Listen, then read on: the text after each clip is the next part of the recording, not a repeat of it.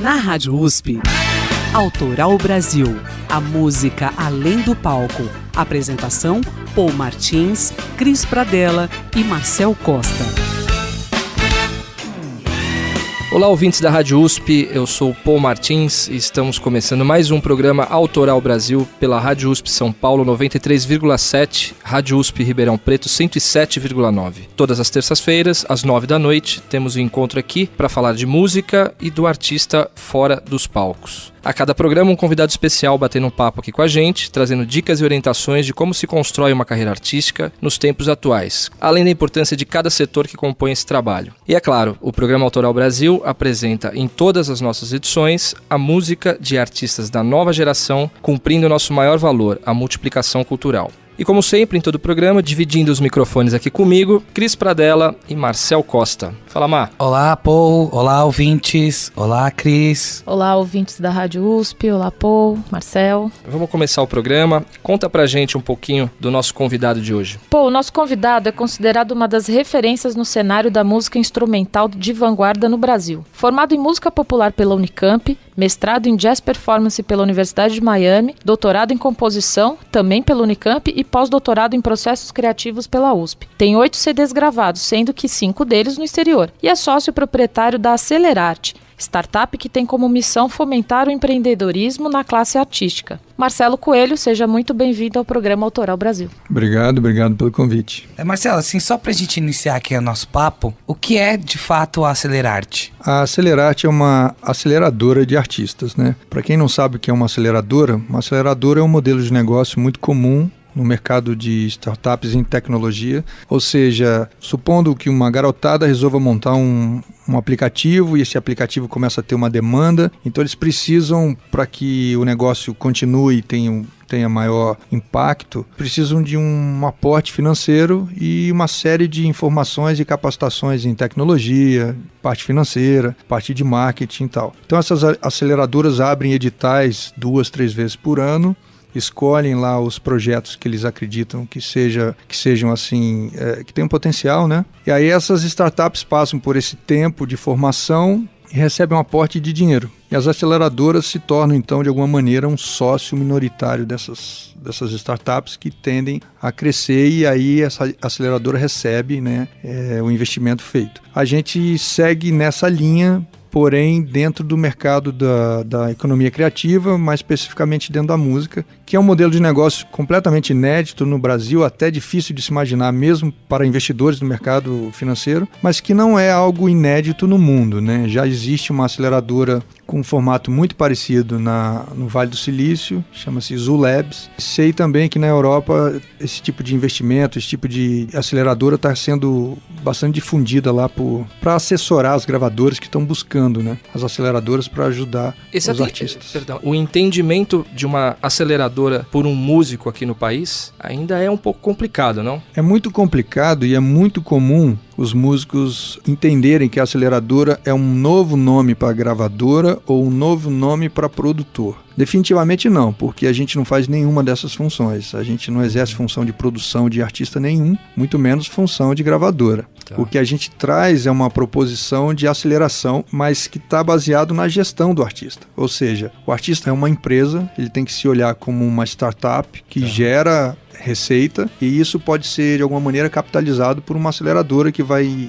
investir, vai colocar dinheiro, mas dentro de um programa de gestão, ou seja, esse artista tem que entender que o trabalho dele tem que ser gerido como é gerido uma empresa para que isso gere retorno e esse investimento volte para a aceleradora que colocou dinheiro. Então, mas a gente não faz a função de produtor, de vender show, de organizar, fazer a parte operacional do músico, isso não faz. Por isso que o artista, quando procura a aceleradora, a gente sugere que ele passe por uma incubadora primeiro. E muitos deles não sabem nem o que é incubadora. Então, aí vem a outra parte. A incubadora é que vai fazer a formação, uma série de formações, de capacitações para que ele se organize dessa maneira. Aí, uma vez que ele se entende assim, ele já está, de alguma maneira, trabalhando assim, ele tem a possibilidade de ir para a aceleradora. Deixando claro que a aceleradora, a gente não faz um edital. A gente escolhe os artistas. né? A incubadora, que também faz parte da Acelerarte, que é um estágio anterior, aí sim é aberto, mas a aceleradora não. Isso aí é uma decisão nossa de escolher o artista que a gente vai acelerar. Então existe uma curadoria, então, para os artistas saírem da incubadora e partirem para a aceleradora. Muitos dos artistas que saem da incubadora não têm interesse nem de chegar na aceleradora. A quantidade de informação nessa primeira formação é tão grande que ele fala assim, calma, eu já entendi, eu vou me organizar. Ele só vem à aceleradora quando ele já está organizado, uma série de coisas já estão acontecendo, mas ele precisa romper para ele chegar de fato num outro patamar.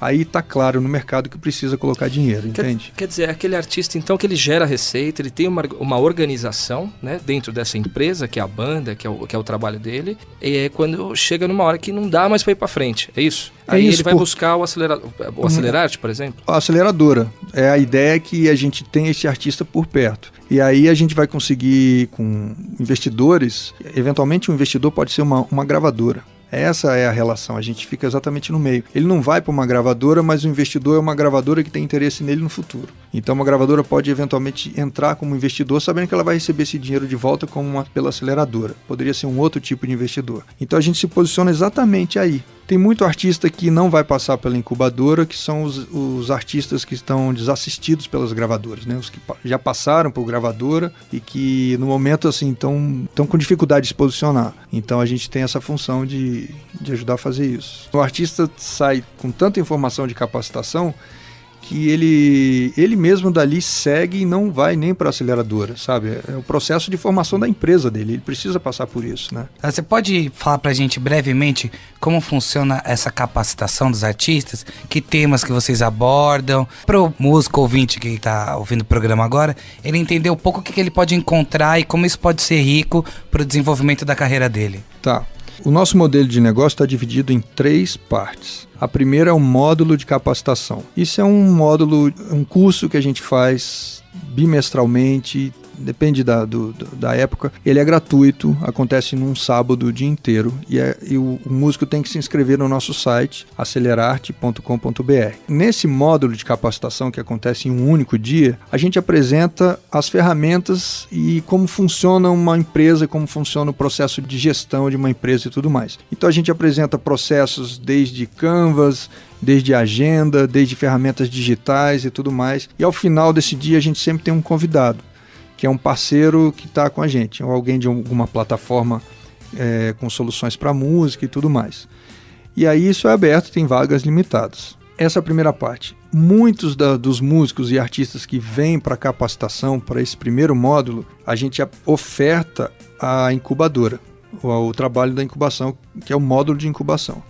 Então muitos decidem seguir, e aí eles vão fazer esse módulo que dura de 3 a 6 meses, e aí depois disso, muitos dos artistas seguem a carreira, normalmente. Eles vão seguir porque a quantidade de informação é muito grande, o cara se organizou, teve que criar uma série de demandas. O que se aprende ou se estuda nesse módulo de incubação? O branding, a marca, fundamental.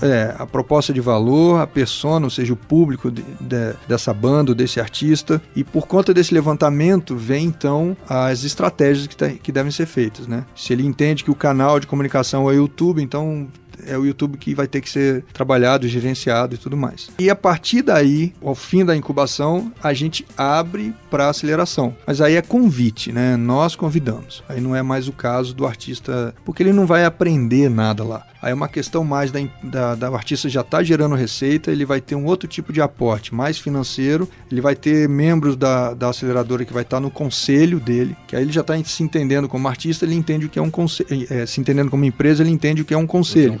Então, assim, uma vez por mês ou de 15 em 15 dias tem uma reunião com membros da aceleradora para saber onde ele está pondo esse dinheiro, o que está acontecendo, como é que está voltando, e uma série de coisas. Aí isso aí já é a parte da aceleradora, né? Aí o critério de vocês, né, para identificar. O critério é nosso, e não necessariamente são artistas que passam pela incubadora. Tem artistas, como eu disse, que vêm de fora, que já estão desassistidos por gravadoras, artistas de outras épocas. Ô Marcelo, vocês chegaram a identificar algum artista independente que tem uma gestão própria de carreira? Tem várias bandas, né? O mercado de bandas é muito interessante porque eles trabalham em grupo, né? Eles se dividem como empresa e tudo mais. A gente identificou algumas bandas. Tem também alguns artistas independentes que não é banda. Por exemplo, vou dar um exemplo aqui de São Paulo, a Vanessa Moreno e o Fi Marochka, que é um duo. Então eles trabalham também como empresa. Vale a pena para eles passar pelo processo de incubação para ficar melhor ajustado o branding deles, que eles já entenderam. Isso aqui é muito legal. Mas eles estão preparados para o processo da aceleradora, por exemplo. Aliás, já houve até o convite, né? A gente só está ajustando aí algumas coisas. Então, Marcelo, você falou que na fase de capacitação, ali no primeiro processo, existem algumas parcerias com outras empresas que você traz. Então, eu queria fazer 2 perguntas. Se você pode falar um pouco de como funcionam essas parcerias com essas empresas e também como que você faz essas parcerias. O que é interessante uma empresa ter para despertar interesse de vocês e poder surgir uma futura parceria? Essas parcerias têm acontecido pela seguinte razão. Tem várias empresas, startups, sobretudo em tecnologia no Brasil, voltadas para o mercado da música. Eles estão trazendo soluções para o mercado da música. Porém, eles estão com muita dificuldade de chegar nos artistas. Porque o músico, apesar dele perceber a importância dessa startup ou a solução que ele está trazendo, é real e fato que o músico não sabe, às vezes, viver ou montar uma agenda no Google. Então ele não consegue ter uma agenda, ele não consegue entender ou se organizar para poder usar essa ferramenta. Então esses parceiros de tecnologia, eles perceberam o nosso posicionamento próximo ao artista, que está fazendo essa capacitação do artista. Então eles se aproximam para ver de que maneira, que tipo de sinergia que a gente tem para poder atuar muito próximo, ou seja, explicando ao artista a solução que essa ferramenta tem e a gente preparando o artista para usar essa ferramenta. Então a nossa parceria acontece assim, eles trazem ofertas diferenciadas para os artistas que estão na nossa rede, desde incubadora quanto aceleradora. Então tem vários, tem a PlayAxe, a Bananas, tem a 2ID, a PAC Music, são vários que estão propondo, mas que tem essa... A PAC Music nem tanto, eles estão mais próximos da gente na incubação, mas as outras de tecnologia têm essa dificuldade de proximidade com o artista, por isso que eles chegam, eles se aproximam. Seria interessante parcerias também com outro tipo de serviço que é importante para o músico, talvez cinegrafistas, fotógrafos, estúdios. Esses parceiros são super bem-vindos e claro que a gente precisa deles. Acontece que eles já estão próximos dos artistas. Então o músico já sabe que ele precisa filme, precisa vídeo, foto e tal. Essa é a parte operacional da empresa do músico, é onde ele atua todo o tempo. Agora, uma startup tecnológica que propõe achar a persona dele em determinada região do país, ele não entende o que é isso.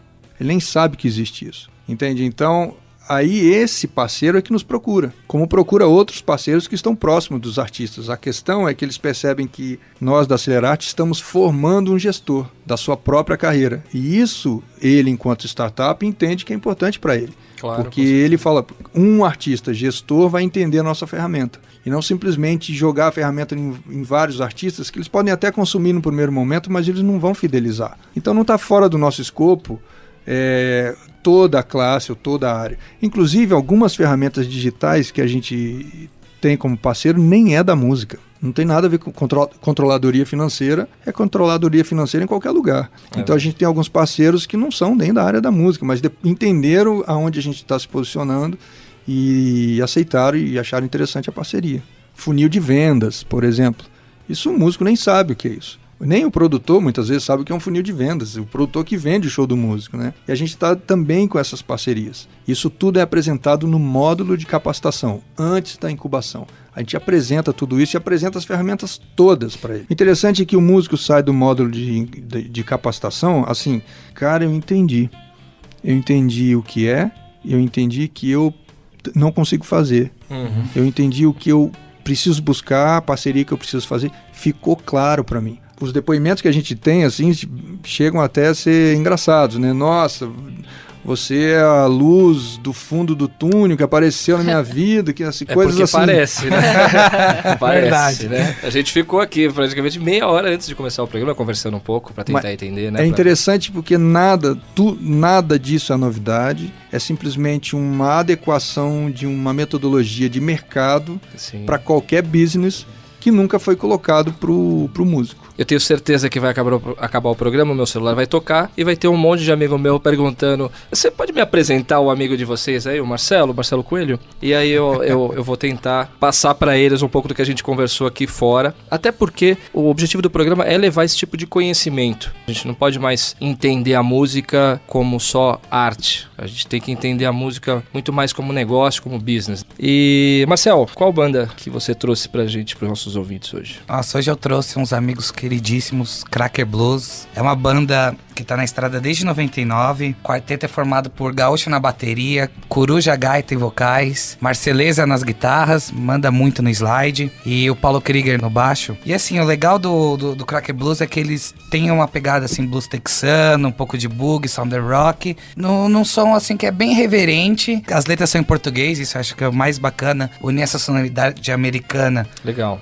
E traduzir bem pra nossa língua. E aí eu separei uma música aqui que é do primeiro disco deles, Entre o México e o Inferno, e a música que se chama Que o Diabo Lhe Carregue. Ótimo, legal. Essa eu conheço. Cracker Blues. Vamos lá. Cracker Blues com a música Que o Diabo Lhe Carregue. Autoral Brasil, a música além do palco.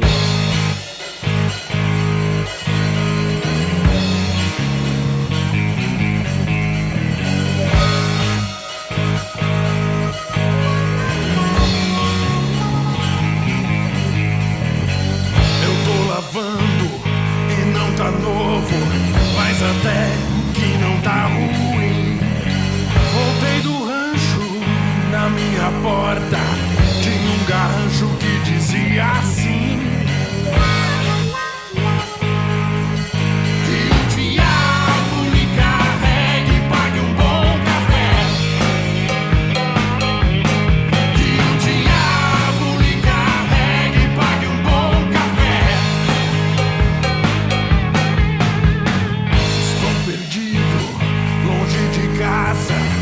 Minha casa já não mora em mim. Minha cerveja tá pegando dengue num balcão de botequim. Roubou o meu cavalo, matou o meu cachorro. Roubou minha comida, levou tudo que era ouro. Roubou minha espingarda e me deixou pros urubus.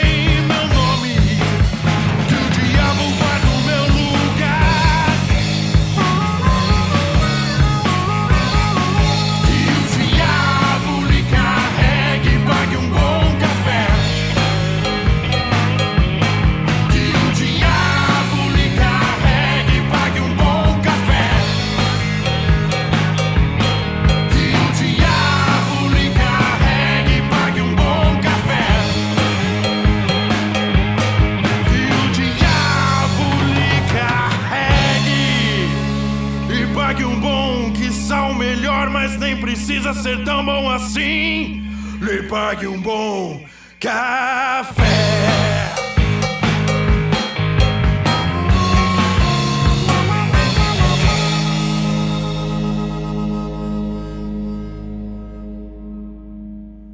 Programa Autoral Brasil, nós ouvimos Cracker Blues com a música Que o Diabo Lhe Carregue. Quero deixar um abraço aqui pro Gauchão, Paulo Coruja, todo o pessoal da banda. Quem quiser conhecer mais um pouco dessa banda, acessa o site crackerblues.com.br, crackerblues.com.br. Bom, voltando ao nosso convidado Marcelo Coelho, a pergunta que não quer calar. De que forma vocês, se é que podem, ajudar novos músicos brasileiros ou novos artistas brasileiros? Eu acho que é dessa maneira.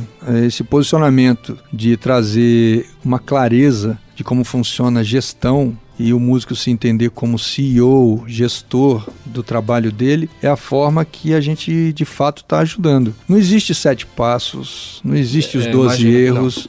Não existe segredo. Aliás, vou te falar uma coisa. Eu acho que o músico que passa, inclusive, pelo módulo de incubação, ele pode chegar à conclusão que ele só quer ser um amador. Eu não vejo, às vezes, a necessidade dele ser um profissional. Que interessante.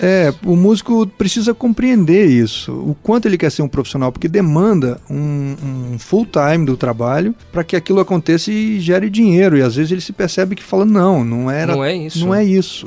Na verdade, não é isso. Então tem uma glamorização em torno do que é viver de música, do sucesso, e às vezes o cara já se realiza enquanto um bom amador. Um amador pró, vamos colocar assim. Aquele cara que tem uma gestão que até gera renda, mas ele entende que aquilo é temporário por um tempo e não vai seguir com aquilo. Então eu acho que até nisso fica claro. Nós não abordamos esse assunto. Isso uma maturação do próprio artista, mas... Claro. Fica claro para ele quando ele percebe que o business é como qualquer outro business e ele tem que dar conta desse recado, e aí ele se entende muitas vezes como, não, esse aqui não é meu business, é só mesmo um hobby profissional. Né? Claro, e é legal esse autoconhecimento, né? Eu acho legal. Chegar e ver se é isso mesmo. Eu acho até importante ter essa clareza, né? Bacana. Marcelo, aqui no programa a gente tem um quadro chamado Fala Professor, onde usamos a experiência acadêmica para trazer curiosidades pertinentes à temática do programa. Hoje, nossa queridíssima Karina Poli fala sobre o papel de produtor e o acúmulo de funções que a profissão carrega. Fala, Karina! Boa noite, Paul, Marcel, Cris. Hoje nós vamos falar um pouquinho sobre essa figura mítica do produtor musical. Quanto mais eu converso com os músicos independentes, mais eu escuto. Eu preciso de um produtor. E quem seria esse produtor? Olhando para a cadeia de música independente no Brasil, a gente percebe uma grande descapitalização. É o próprio músico que geralmente faz e cumpre com todas as etapas desse processo produtivo. E dificilmente ele tem o recurso necessário para pagar todos os profissionais para fazer com que a música dele aconteça e para fazer com que ele realmente consiga viver da música. Diferente do mercado brasileiro, lá fora a gente consegue encontrar uma série de profissionais que cumprem com etapas diversificadas do processo produtivo. Então lá fora a gente encontra o empresário, que é aquele que é o manager da carreira do artista. A gente encontra o agente, que é aquele que vende principalmente os espetáculos dos artistas. O produtor de turnê, o produtor de palco. Muitas vezes também tem um assessor de imprensa. E aqui no Brasil, geralmente, o produtor musical é aquele que cumpre com todas essas atividades. Historicamente, o produtor musical era aquele funcionário da gravadora que pensava o disco, que pensava principalmente a música gravada, né? O produto disco, o produto CD. Hoje, um produtor de artista também faz isso. Produzir um CD é diferente de produzir um show, que é diferente de vender o espetáculo, que é diferente de divulgar o artista. São atividades que exigem do produtor conhecimentos específicos e muitas vezes ele tem uma das habilidades e não tem a outra, o que acaba comprometendo o processo da produção dessa carreira. E na pesquisa que eu desenvolvi com o professor Davi, o que a gente percebe é que são pouquíssimos os músicos que têm de fato um produtor executivo. O que é mais comum a gente ver são parcerias entre o artista e algum profissional de produção para desenvolver um projeto de edital, ou algum agente que vende espetáculos na rede Sesc, ou então assessorias de imprensa que trabalha a divulgação desse artista, mas geralmente são trabalhos temporários, esporádicos, e não alguém que pense estrategicamente a carreira desse artista. Porque é muito difícil você trabalhar com um artista uma vez que a carreira ainda não está remunerada. O que é fácil perceber é que geralmente um produtor ele acaba ganhando um percentual daquilo que o músico ganha, o que o músico recebe num espetáculo, ou num edital, ou numa turnê.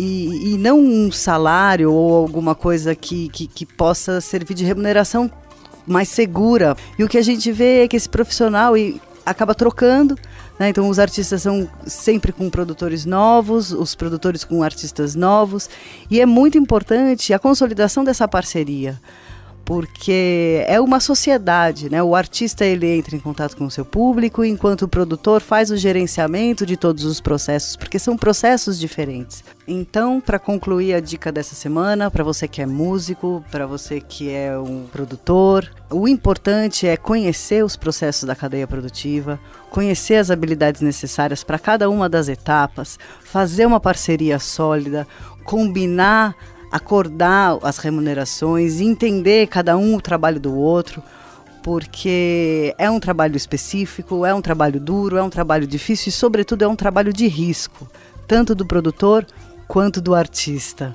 Então essa é a dica. Obrigado, Paul, Cris, Marcel, e até a semana que vem. Obrigado, Karina Poli. Bom, chegamos ao final dessa edição do programa Autoral Brasil, agradecendo a ilustre presença aqui de Marcelo Coelho, músico, empreendedor e proprietário da startup Acelerarte. Marcelo, muito obrigado pela sua presença. Bom, eu agradeço o convite, acho que é muito relevante trazer esse assunto de maneira bem explicada, né? Sobretudo para deixar claro que uma aceleradora, na posição que a gente está se colocando, não é uma produtora, muito menos um novo modelo de negócio de gravadora, não é isso. Então acho que se há alguma dúvida, vale a pena buscar essa informação, pode entrar no nosso site, que é www.acelerarte.com.br, e os meus contatos para quem quer saber mais do trabalho do Marcelo Coelho enquanto músico, que é a função principal, a minha função principal inclusive. Eu estou nas redes sociais como Marcelo Coelho Music, Instagram, Facebook, Twitter, ou seja, quem procurar vai me encontrar facilmente. Bacana, inclusive o Marcelo trouxe aqui 2 CDs da carreira dele como jazzista, correto? Exato. Inclusive nós vamos tocar no próximo programa, legal. Né? Porque aqui a gente não se apega a um único gênero, a gente toca desde o rock, do forró bem feito, da música boa. Então vamos apresentar você, esse lado músico, no próximo programa com muito carinho. Cris, pro ouvinte mandar perguntas, sugestões? Basta mandar um e-mail para ouvinte@usp.br, ouvinte@usp.br. E também podem curtir nossa página no Facebook e mandar seu recado, facebook.com/programa Autoral Brasil. Bom, junto com a Cris e o Marcel, agradecemos a audiência dos nossos ouvintes aqui pela Rádio USP São Paulo e Rádio USP Ribeirão Preto. Semana que vem tem mais, terça-feira às 9 da noite, Autoral Brasil, a música fora dos palcos. Até lá. A Rádio USP apresentou Autoral Brasil, com Paul Martins, Cris Pradella e Marcel Costa.